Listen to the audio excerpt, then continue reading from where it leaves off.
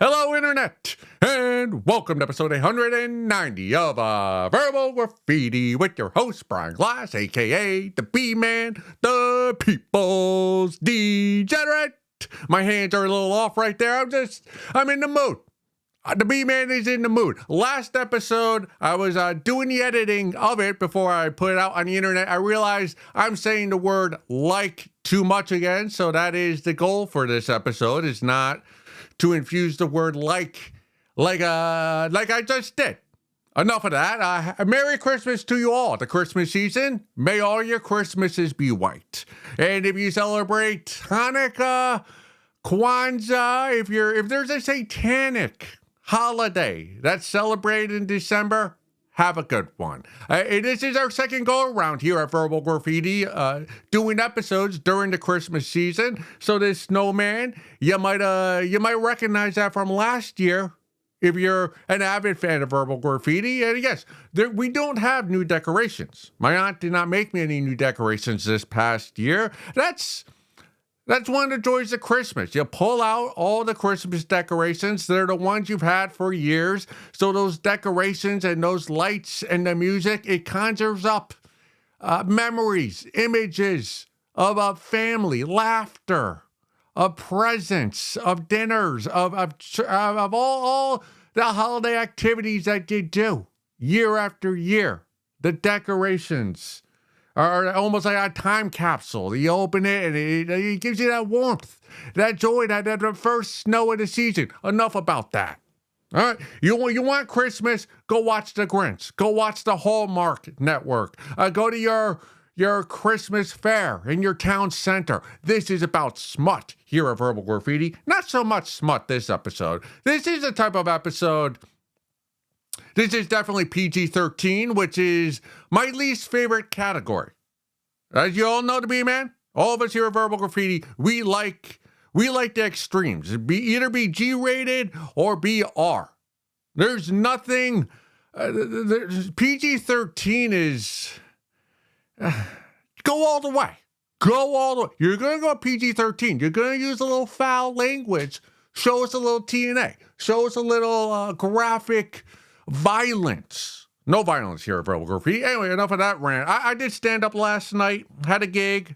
I won't say I was a headliner, but I was the last comic to go up. It was a small venue, maybe 20 audience members, an antique store. Oddly enough, while I was waiting to go up, because there were 5 or 6 comics, everyone did good. Pretty much everyone had a fun time. And I was busting this other comic's balls. This comic who I've met recently this year, Travis Hancock. I should ask him how long he's been doing stand-up, because he was in the back of the venue writing his notes, very detailed, and going over them in his head, and 3 or 4 comics before he went up. And I could tell.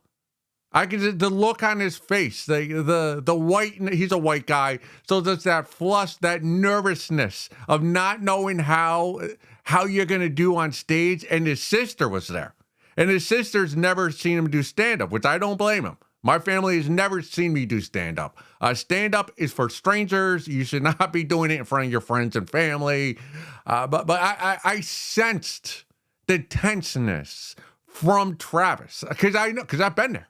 I was there for years. I've been doing stand-up 12 years at this point, and I could probably say after last night, I was thinking about it on the drive home. It was about, I don't know, maybe a 45-minute drive to the venue. So on the way back, it was very dark out, and I'm on the drive. I did 20 minutes, and I dicked around for 20 minutes. I went on stage, and I just started talking about sniz. Can I have anybody sniz? That vulgar word for the vagina that I recently learned about. So I was just dicking around with that word for 5 minutes, just playing with the crowd, the crowd, 20 audience members. And I didn't even write a set list. I had 3 or 4 bits that I've been working on recently. Like, I'll try to work on those. Only worked on one of them. Pulled back some old jokes that I haven't done in a while. And I realized, I gotta do those a few more times, because it was not crisp and clean. Like, it was a good set. I was engaging. I was extracting laughter from the audience members. And it seemed like everyone was engaged, having a good time. I was getting consistent laughters. The one thing, I don't know, well, many things though. This podcast, this project, Verbal Graffiti, this YouTube show, whatever the fuck it is we call it, the one thing it's made me better at is talking. Vaguely. I'm better at, what is it? I'm better at pontificating on whatever subject matter for a good 10 to 20 minutes. You give me a topic, and now I could talk about almost any topic or any object for 10 minutes and do so in an engaging way and come up with opinions that are unique to me and that maybe others have not thought of. That is one thing nearly 2 years of Verbal Graffiti has allowed me to do. So in that sense, or has taught me to do, it's a skill set I didn't have prior. Prior to starting this project, I do stand up. I'd have my bits and jokes, but it'd be very regimented. Like I'm very good at crowd work.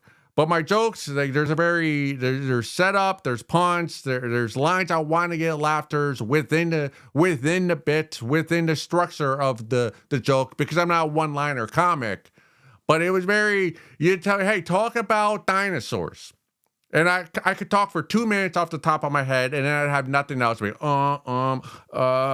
purple ones. The yellow ones, the ones that fly like birds, and I'd be after that. I'd have nothing to talk. So that's what this show has taught me: just to bullshit my way through 10 to 20 minutes. It's kind of what I do in this opening, right? The Reddit post, I do take notes about what my opinions are on that, but the opening, I just have a thought, whatever in my mind earlier that day or before I press the record button, and I go and I talk about the topic today. This episode was my gig from last night because it's fresh on my mind. So that's why I'm talking about it. So in an aspect, that's made me a stronger comedian in that aspect.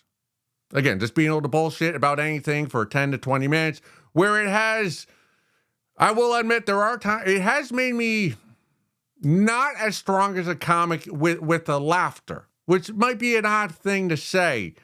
Well, isn't that bad? Like, doesn't that make your stand-up kind of shitty? And it kind of does. Because before starting Verbal Graffiti nearly 2 years ago, I was very cognizant about the laughs. It was like every 15 to 30 seconds, I gotta be getting a laugh. And if I was having a good set, I'd have that rhythm, and there'd be consistent laughter throughout my set, however long, 10 minutes, half hour, whatever it is. It was very consistent with those laughs, and I don't really do that anymore because I'm more comfortable just talking. Again, well, whatever's on my mind or whatever bits, I'll get a bit more wordy. I'll pontificate a little bit longer on a certain topic before moving on to a next joke. So the laughters are not as prevalent, and I don't know how I feel about that because I honestly believe. David Tell, best comic, maybe of all time. Definitely one of my favorites.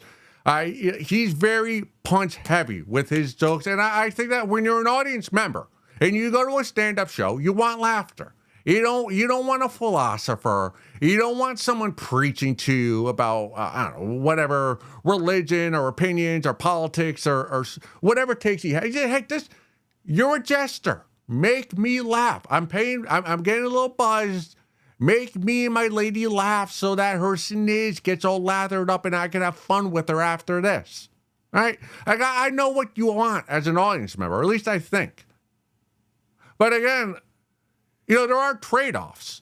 So I might not be as laugh intensive, but I do know how to manipulate my voice more and use my personality more to maybe carry a set more so than just what I'm saying. So I don't know how I feel. It's yin and yang. I guess I'm just growing as a comedian.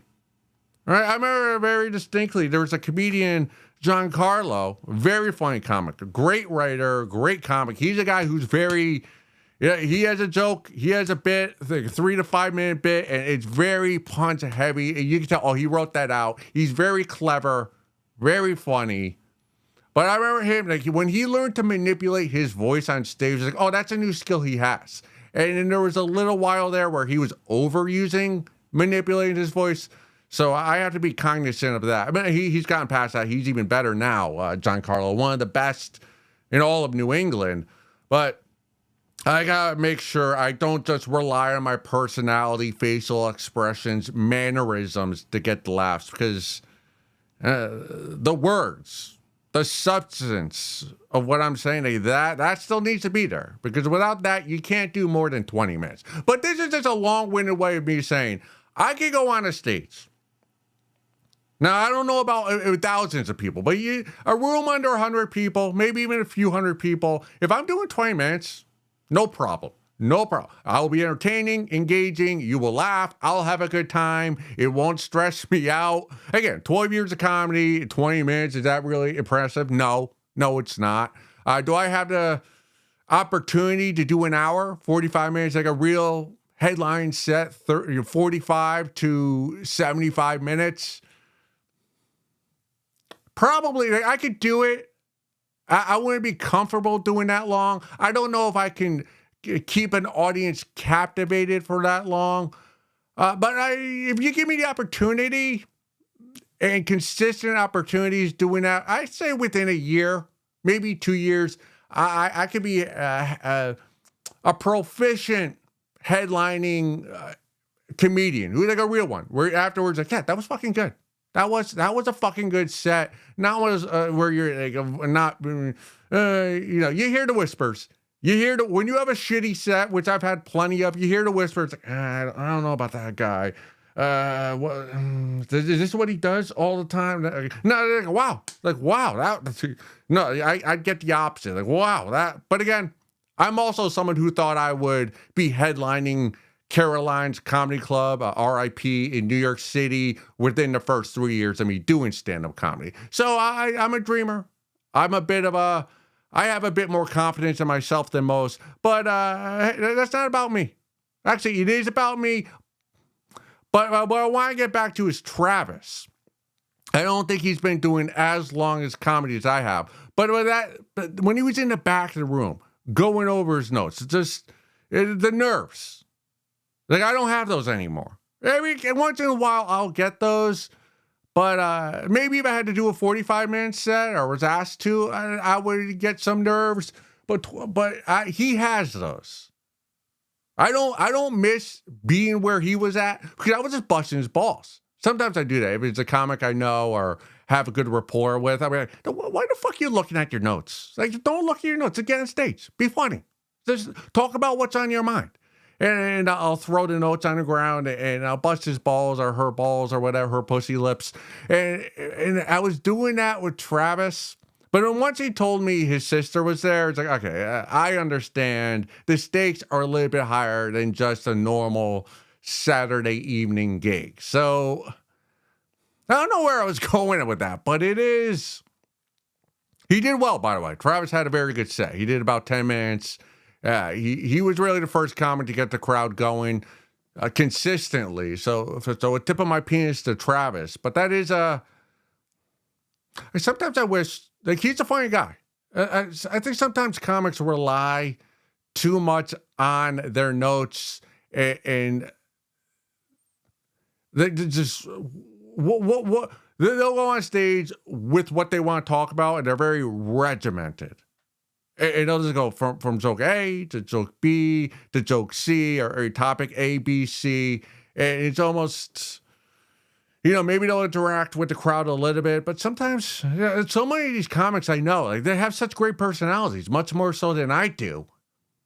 And then they go, it's like, well, just go start talking. Just be engaging, fluctuate your voice, like, have some fun, take some risks. It's okay not to get laughter for 3 minutes. No one was there. It was a 20 people, audience members, no industry, no executives. Dick around, sniz around for 20 minutes or 10 minutes and see if you can find something that you didn't know was in you. Because I think a lot of these comics, they have it in them.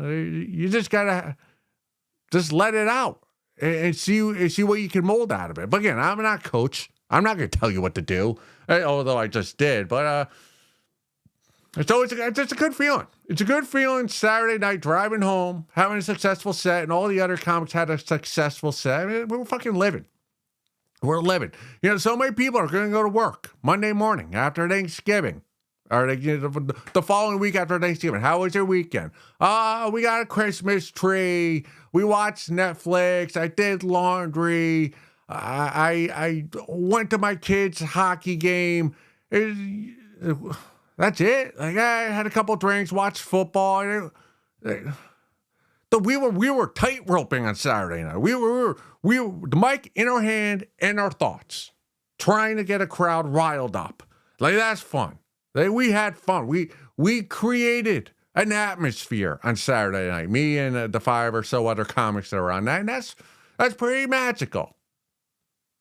And sometimes, even though I haven't had success as a stand-up comedian, I think I am a talented comedian, stand-up comedian that is, and I'm so happy I had the courage to get on stage and stick with it and do it all these years. It's pretty rad. It's groovy. All right, moving forward. Enough about me and my stupid jokes. All right, this comes from the subreddit Birth Control. What form of BC, that's short for birth control, should I get? ? I know everyone is different, but I'm trying to get rid of the bad cramps, maybe help my acne and avoid as much weight gain as possible. There's just so many options. I've tried the pill, helped the cramps, but insane weight gain. All right, I was just checking to make sure all my microphones were on. No, don't get on birth control. All right, and you open up talking about being radical, being extremist. This is a topic where I've become radicalized. I've done a 180 the last, I don't know, maybe 2 years, year and a half.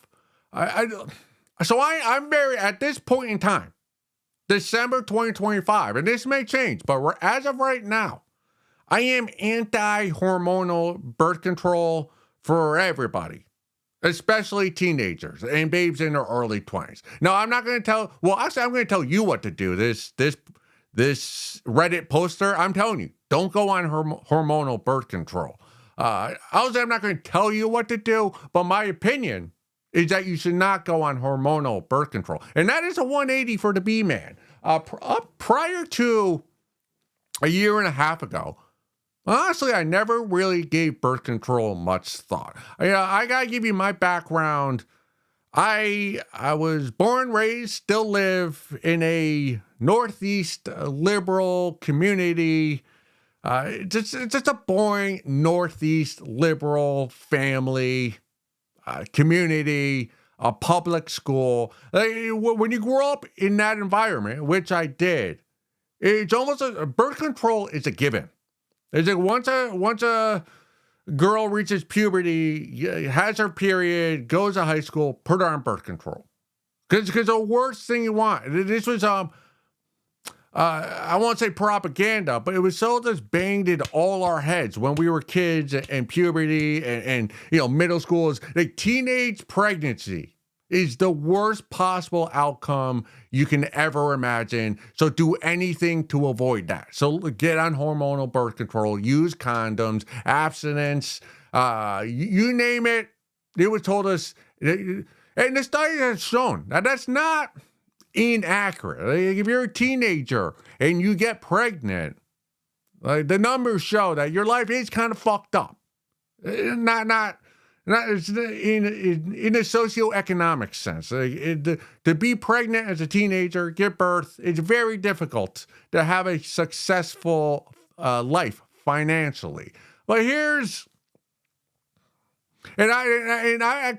went with that propaganda. It makes sense to me.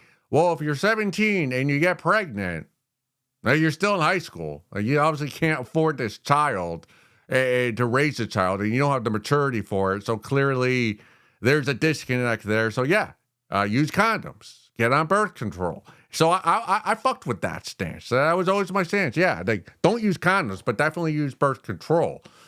Because we know, like you could not be on birth control. as a babe, and you'll use condoms 1 or 2 times with a John or a Chad or whoever you're with. That you'll use a condom the night before, but the next morning, if a condom's not available, like you're probably just pull out. Just pull out. Like we've all been there. Well, maybe not. No, we haven't all been there, but most of you have probably been in a position where, hey, you fuck a babe a couple times, and then maybe twice that night, like the first time with the babe, and then the third time you're out of condoms, and you're like, all right, just pull out. All right, but enough about that. But then a couple years ago, I started listening to podcasts where they would talk about birth control. And these are just random podcasts. They'd have not Joe Rogan, Chris Williamson. He has a wellness podcast, very Chad looking guy, but he had someone talking about birth control, and then it kind of got me interested. So I started doing some research of my own. And Chris had this guy on, or maybe it was a lady, who talked about the side effects of hormonal birth control. And again, let me just preface this by saying, I've never actually read any of these studies, and I'm not positive if the people I've listened to and the little that I've read have actually read the studies, but they talk about the studies. So I'm talking about these studies third hand, possibly fifth hand, sixth, seventh hand. So I could be completely wrong, but this is what I believe right now. See, I never really thought about what are the cons. I only thought about the benefits of birth control. All right, you get to take a cream pie. That's the benefit of birth control, is you can take a cream pie and not have to worry about getting pregnant. That's great. Why wouldn't we all want that? Of course you want to go on birth control, but there are severe downsides to birth control, like you said. And I'm talking mentally. Just remember being a teenager. And again, I'm talking about this from a guy's perspective. So for the babes out there, it's even hella worse. But you're a teenager, you got acne, your testosterone is through the roof. You're so worried about fitting in, being popular, not being bullied, just a lot of anxiety about everyone's asking you, what do you want to do with your life? And you don't know. And it's a very precarious position to be in life. And that's as a guy. And then you got to worry about pubic hair and your body's starting to smell and it's transforming rapidly. And again, that's just a guy. And that was so stressful for me. I can't even imagine what it's like for all you babes out there who are, with the estrogen and all that. But when you basically just, I might be mistaken, but when you go on birth control, whether it's the pill or the IUD or whatever foreign object, your body tricks you into thinking you're pregnant. Somehow, I'm not really sure how it works, but it changes the makeup of your mind. And it fucks with your reality. And that's why I'm so anti-birth control, especially for young babes out there, is because that time is so stress-inducive, and you're changing so rapidly, mentally and physically. You're going from a girl to a woman, and your mind is changing. And then you start taking this pill that's going to fuck with your emotions even more and changes your perception of what is reality. It's like, oh, I'm taking this pill, so now I feel like I'm pregnant, but I'm actually not. And then there have been studies that I previously mentioned, and I did not notice, is that the pill will change what you find attractive in a male partner.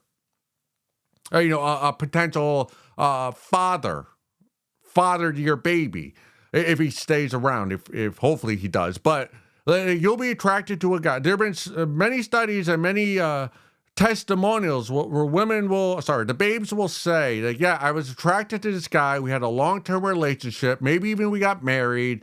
And then I got off birth control because we wanted to, we've been together a long time, wanted to conceive a child, a lovely start a family. But as soon as I got off the birth control, again, whatever form that is, I lost my attraction to my boyfriend, my lover.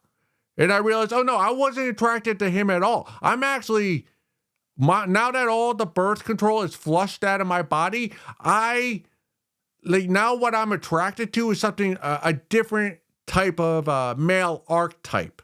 So like the birth control lies to you. It makes you believe you're attracted to a certain type of man, whatever that is, then you're actually attracted to. So the birth control, it's kind of this dystopian reality it puts on these babes who take it. Like that's literally a crazy pill. Like you take this pill and you think you're attracted to this John, but then you stop taking it and you realize, oh fuck, I don't this he's a John. Who the fuck wants to be with this John? I want to go find this type of guy I'm more attractive to. And then you imagine being on the pill for 15 years, maybe 20 years, and then you don't even know what you're actually attracted to. You don't know what your reality is. And I don't know if you're on the pill for that long and you don't think it's going to have some negative impact on you physically, on your uterus, on your organs. The more I read up on the consequences of birth control pills and birth control in general, I'm more anti. I'm a radical. I'm anti birth control pill. When I was in college, I've been in one like real relationship.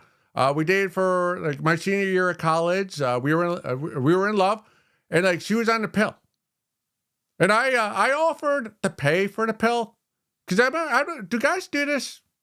At least I know I did. Like she was taking the pill, so I offered, well, you want me to pay 50% because it's kind of benefiting us both, and we're both not wanting to have a baby right now. So shouldn't I have to chip in 50%? And she said, no, I'll pay for it. I'll pay for it all. So I offered. But here's the thing: like, she was on the pill, and I came inside of her almost every time we had sex, unless she swallowed, right? It was like oral sex. But anytime we had pussy sex, like I came inside of her. Like she was going to come inside me. And at the time, I thought, well, fuck yeah, you're on the pill. Nothing to worry about. Cream pie city. But here's what I didn't know that I know now is that taking a pill every day is a difficult task.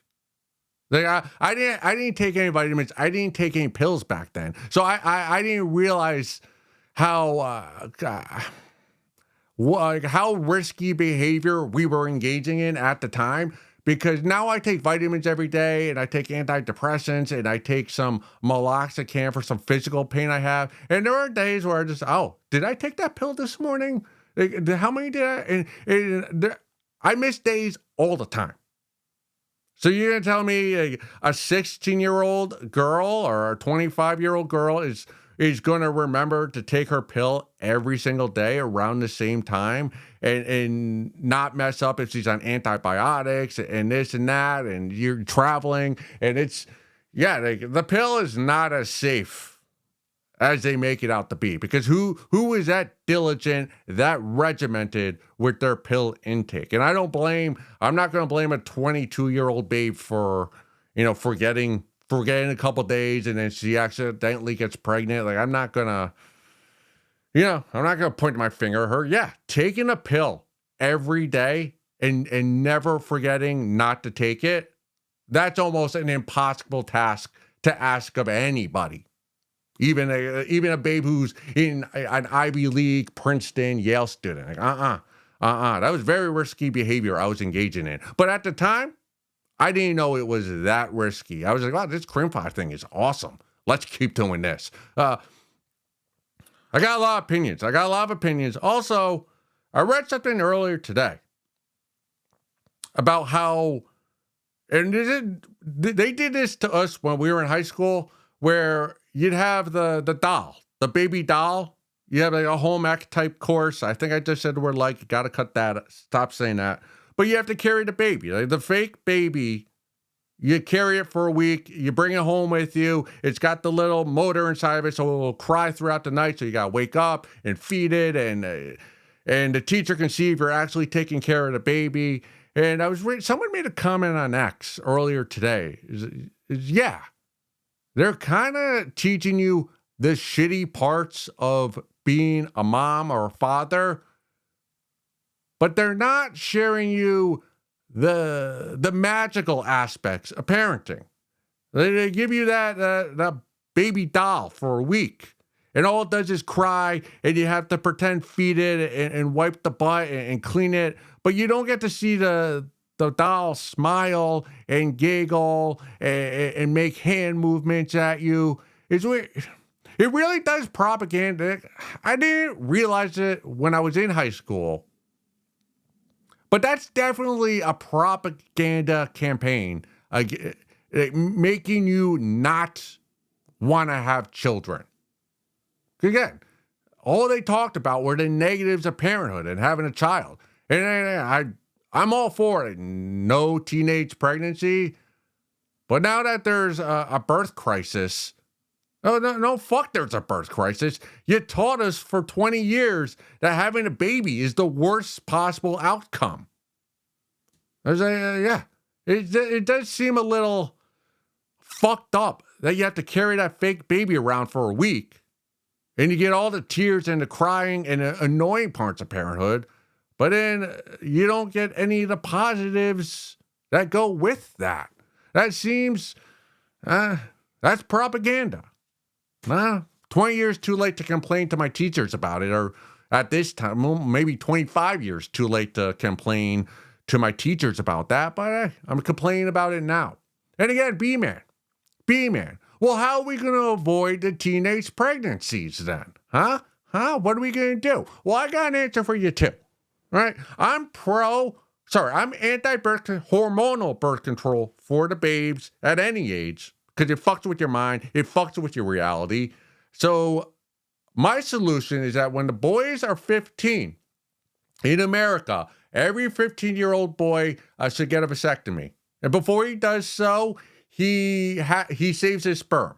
Because Chris Williamson's also taught the B-Man that you can save sperm for up to 20 years, and the cost is only about $5,000, which is far less than it costs to save an egg. And a lot of times the eggs don't take, whereas the sperm, I guess it does. Or it's easier to save the sperm for a longer period of time for far less money. So maybe the government can subsidize us for that. So that way, no one has to worry about teenage pregnancy, because the girls can't get pregnant because the boys, they have a vasectomy. So they're not able to impregnate the babes that they're having sex with at a young age. So put the onus on the boys. Have the surgeons come to school, freshman, sophomore year, high school, snip, snip. Nobody has to worry about pregnancies. And the babes don't have to worry about taking a pill that's going to fuck with their reality. That's the beautiful thing about a male vasectomy is, it doesn't fuck with your mental makeup. And you save the sperm 20 years. So when you actually want to have a child or start a family, you go to the sperm, and the sperm's probably healthier or more vital, fertile from a 15-year-old boy than it is a 45-year-old man boy. Right? Right? Because I don't know. It just seems, all right. Enough with that topic. So yes, don't go on birth control, especially if you're trying to get rid of acne. And then you're gonna chemically alter your reality to get rid of some acne. Just learn how to give sloppy top the real deal sloppy top, and guys won't care if you have a few pimples on your face. But yeah, we're anti-birth control, hormonal birth control, pro-vasectomy for the boys sophomore year of high school. That's what we do here at Verbal Graffiti. Merry Christmas. We solve problems. Let's go look at something. You know what? I just realized I talked for nearly 35 minutes in that open, so that's an episode. Go suck a fat one.